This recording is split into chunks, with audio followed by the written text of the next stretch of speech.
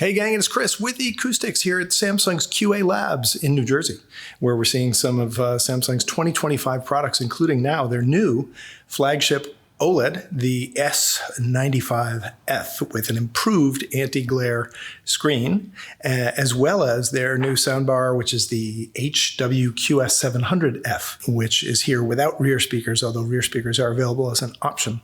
And I'm going to show you some of the cool features of each, so stay tuned. So we're looking at the S95F. It's Samsung's new flagship OLED TV for 2025.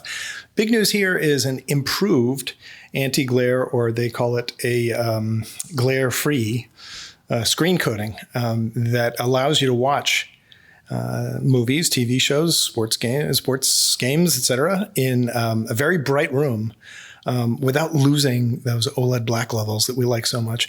And actually, I'm in a room with lots of overhead fluorescent lights. And the screen is actually, I got to say, doing a great job still maintaining nice deep black levels, even in this bright room. And it's a big improvement over the 2024 version, of which I was not really a huge fan. But this version, I could totally live with. Oh, look at that rich red on the OLED screen. So it is a QD-OLED panel. It's available in a 55 and 65 inch size, I believe. It is an upgraded AI processor based on last year's model. It's an improved version of the AI, which means better picture quality and improved smart features. It's got higher brightness than last year's model. I'm not sure of the exact improvement. I don't have my measuring gear here, so I won't be able to tell you that now.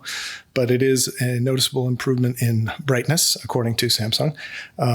And again, the NQ AI Gen 3 processor, which makes video processing that much better and enables some of the cooler AI features that we also saw in the 8K model that we covered in a separate video. It also has a new 165 hertz refresh rate, which is probably going to be very popular with gamers because it allows you to get nice tear-free motion from games and also from other content.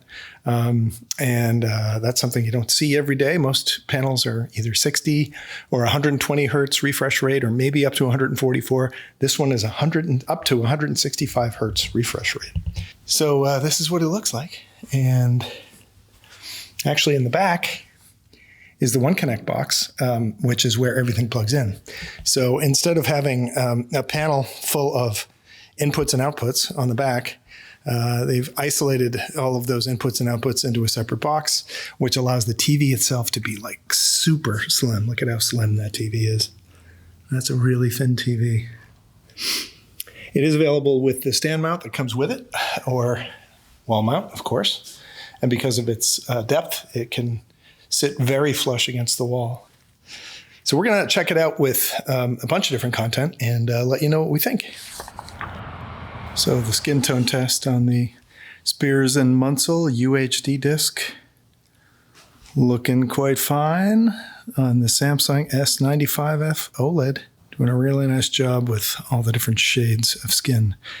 And don't use this camera captured footage as a reference because it actually looks a lot better in person. It's hard to color correct for a camera taking picture of a screen. But trust me, bro, it looks good.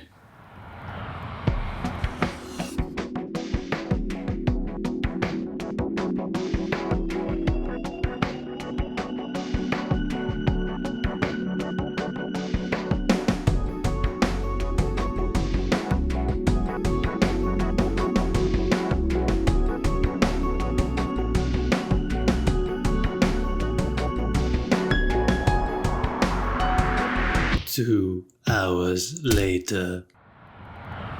Whew, so I played a bunch of clips from Kaleidoscape, including Blade Runner. As you can see, there's the great eye of Blade Runner from the opening sequence, as well as some Dune and some other 4K HDR content. And I have to say, it looks absolutely stunning on the QD-OLED. Couldn't do a full review, don't have quite the time for that, but I did do a number of different lighting conditions, bright room, dark room, somewhere in between, and didn't see anything concerning or alarming. In fact, all I saw was beautiful OLED images with those nice deep blacks. Of course, the anti-glare screen can't completely absorb all room light, so there is still a little bit of absorption and refraction that happens that brings the black level of the screen up a tiny bit. It's kind of hard to avoid that, but you don't see individual lamp reflections and that kind of thing that can be very distracting. So I have to say, again, even in this very brightly lit room, you can see it's like full of fluorescent lights.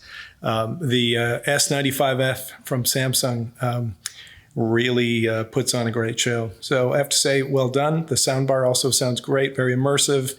Didn't have the rear channel speakers hooked up and high ceilings, so it wasn't getting much in the way of the height effects. But in terms of the dynamics of the soundbar itself and the spaciousness, it was quite good. Very cool that it supports Eclipse audio, something that only the Samsung's soundbars support for now in 2025. Hopefully we'll start to see more products that will support that moving forward. But so far so good from everything I've seen from this new S95F. It's going to be a very strong contender for best TV for 2025.